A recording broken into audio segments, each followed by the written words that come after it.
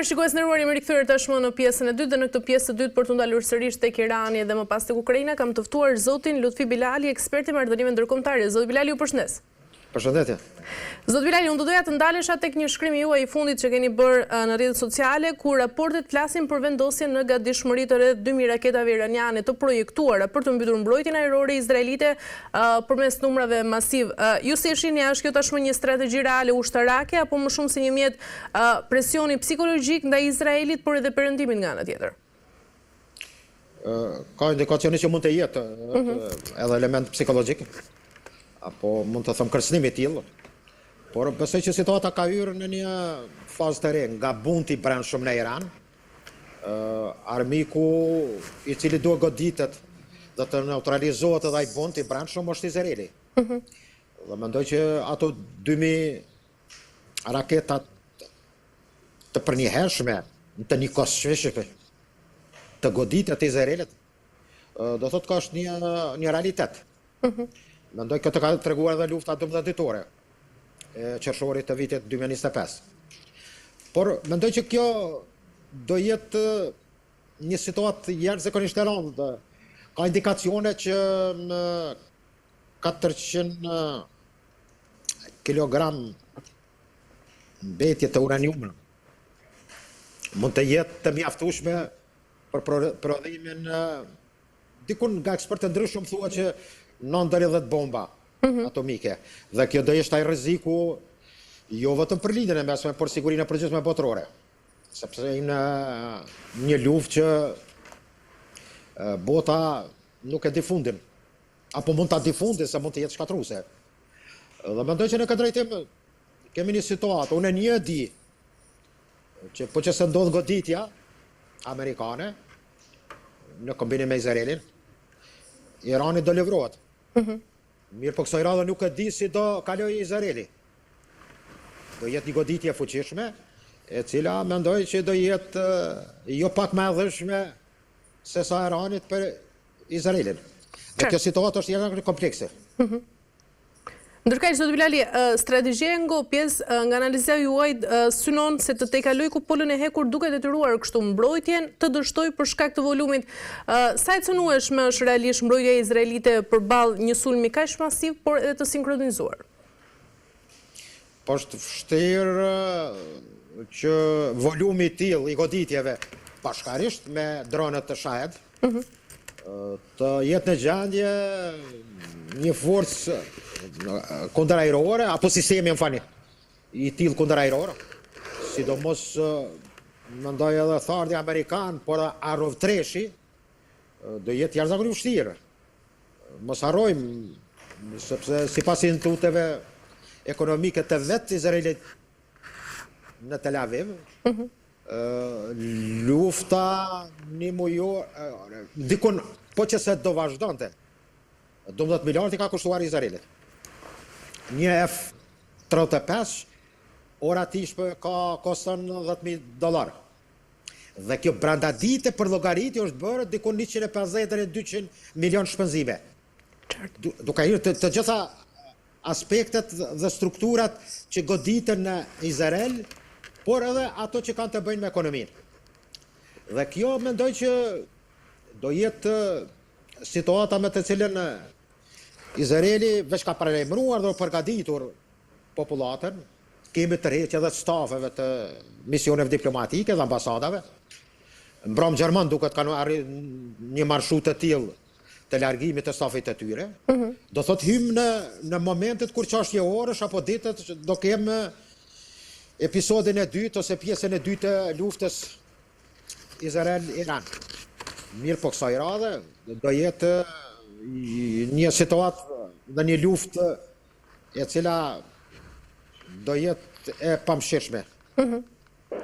Ndërkaq, zoti Bilali, ndoshta një raketë vetëm bërthamore të ndryshonte këtu rrënjësisht edhe të gjithë ekuilibrat global të sigurisë. A ekziston ende një vije kuqe ndoshta reale që i ndalon palët që të kalojnë këtë prag bërthamor? Po kemi 3 aktorë, të cilët mund ta ndalojnë këtë luftë. Janë amerikanët, rusët dhe kinezët. Kinezët dhe rusët janë të interesuar maksimalisht që ta mbrojnë regjimin e Iranit. Jo për arsye kulturore, civilizuese apo religjioze, që ata nuk kanë të bëjnë me islamin, as kinez, as rust. Por është interesi tyre geopolitik dhe geostrategjik që të mbrohet ky regjim. Nga se, po që se bie Irani, atëherë Amerikanët afrohen në kufit e interesave ruse, duke filluar nga Kaspiku dhe Azia Qendrore, për interesat ruse, po flas që është do të një goditje, por edhe për interesat kineze që kufiri i tyre perëndimor do rrezikojë shumë. Dhe kjo është ajo mendoj poenta që regjimi ande mund të jetë gjallë.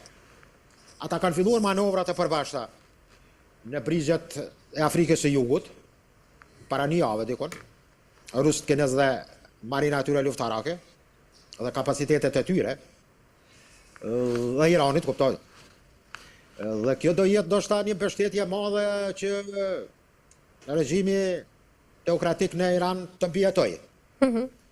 Por a mund t'i pështojmë situatës për një kataklizm të tillë nga goditja amerikane, sepse Al Udeid, baza në Katar, është përforcuar shumë këto 2 ditë e fundit.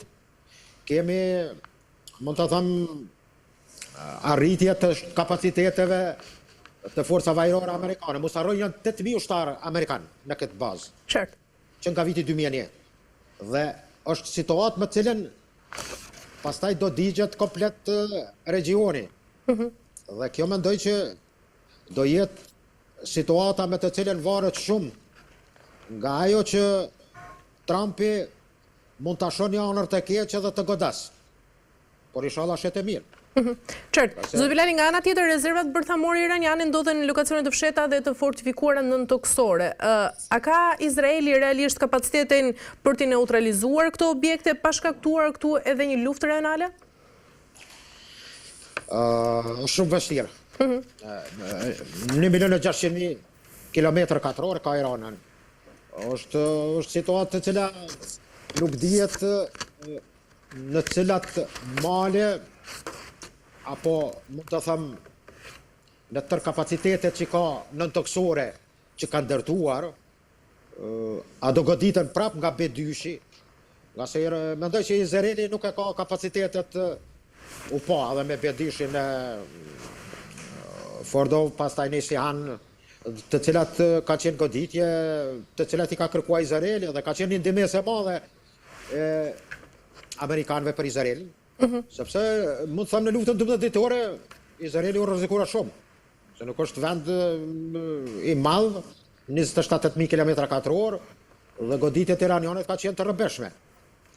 Dhe kjo tregon që për parësisë që ka Izraeli në forcat ajrore, mendoj që njeriu nuk do ta përdorë. Mund të jetë, sepse ato janë koka bërthamore, kanë në kapacitetet e tyre. Përpos atyre konvencionale, kanë edhe me koka bërthamore njeriu, sidomos treshin. Por Irani ka zhvilluar sistemin se vetë të raketave balistike jashtëzakonisht të fuqishëm. Khabar treshi është, mund të thëmë, sot për sot elitare, ka në projekta ka arritur edhe Khabar 4, është pak e dyshim të thuhet. Por, të gjitha këto cakun e goditjes e mbrin, sidomos armët hipersonike, si që janë Fatahnishi dhe sidomos dyshi. Dhe kjo do jetë jashtëzakonisht e vështirë me rrëbeshin e tillë të goditjeve njëkohësisht të 2.000 raketa ballistike, plus të dronëve, shahed, do jetë jashtëzakonisht e vështirë për Izraelin të krijojë atë sistemin e mbrojtjes së vet për të neutralizuar çdo goditje. Dhe mendoj që izraelitët shpresën më të madhe kanë tek forca amerikane. Zoti Bilali, nga ana tjetër, diplomacia duket tashmë se është vërtet e paralizuar dhe nga ana tjetër retorika ushtarake po rritet nga të dyja palët. Mendoni se tashmë jemi në fazën ku diplomacia thjesht po blen kohë për ndoshta një përballje të pashmangshme që mund të ndodhë? Po, të them drejtën, Irani është çështje jashtë komplekse. Jashtëzakonisht komplekse. Por ajo që ka ndodhur në Amerikën Latine me Venezuele, pastaj jemi në prag të pushtimit, mund të them apo të marrjes së Grenlandës, një konflikt dhe fragmentim jashtëzakonisht i madh mes aleatëve perëndimor, duke mos harruar edhe luftën në Ukrainë dhe goditjet ruse me Roshnik. Atëherë kemi një situatë që diplomacia ka humbur fuqinë e vet. Dhe mendoj që këtu ekziston një dobësi me cilët sot edhe OKB-ja më është definitivisht formale një emër që të bën lider dhe seanca, mirë po nuk zgjedh asgjë. Dhe kjo mendoj që ka marrë këtë 8 vjetë dhe amerikanët janë sot një lloj OKB-ja. Dhe kjo mendoj që për diplomacinë është një goditje e rëndë dhe një dobësi. Por varet thash nga 3 aktorët kryesor, të cilët mund ta nashkalojnë këtë goditje. Mirë po, amerikanët duket që në lindjet të mesme dëshirojnë të krijojnë një situatë krejtësisht e re. Duke mos harruar faktorin turk. Turqia është, mund të them, në situatën kur në një farë mënyrë jap informacione e Iranit. Bile mendoj që në pjesën veri perëndimore, në Mahabad, ku është koncentrimi 75% i popullatës kurde, me 168.000 kilometra, 168.000 banor, ka qenë i bund shumë i madh, dhe këtu agent të Mossadit janë kapur nga forcat e pasadranëve të Gardës Revolucionare Islamike, me informacionet të mitit turk.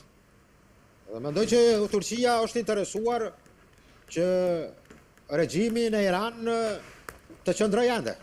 Do thotë janë shumë faktorë të cilët ndikojnë që stabilitetin e lindjet të mesme e prish Irani apo Izraeli. Dhe kjo pa me dyshje le dilemat e veta.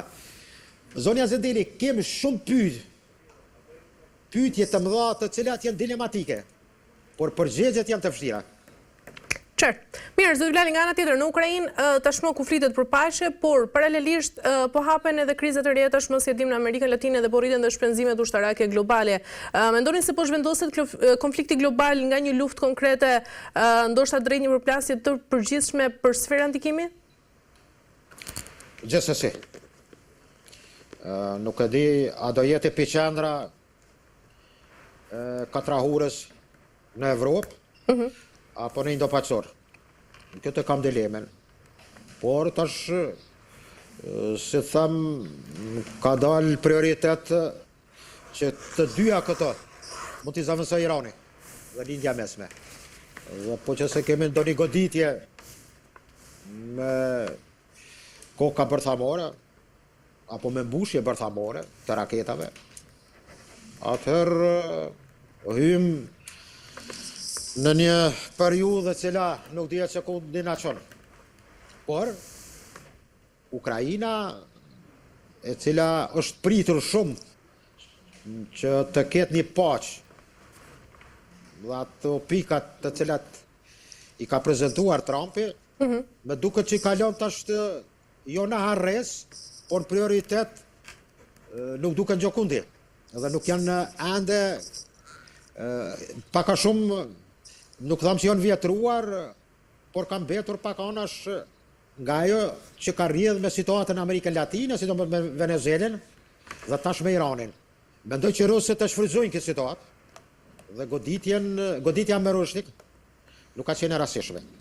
Dhe kjo ka qenë tërheqje vërejtjes edhe për evropianët, por edhe për paktin NATO. Sepse goditja në Lviv, në pjesën perëndimore të Ukrainës, ka qenë, më thëmë, një sinjal i tillë që kërcënon edhe vetë evropianët. Dhe kjo mendoj që ajo ka shumë analistë mendojnë dhe ekspertë të kësaj fushë që marrëveshjet dhe dillet e tilla për ngjarjet që po na përcjellin ndoshta ajo një marrëveshje që është arritur në Alaska, Qartë. në gusht. Dhe mendoj që kjo do jetë e tëra enigme me cila do shihet shumë shpejt. E qartë, mirë. Zoti Vrali, kemi arritur në fund, ju falenderoj për gjitha informacionet. Është kënaqësi. Faleminderit shumë, ishte kënaqësi.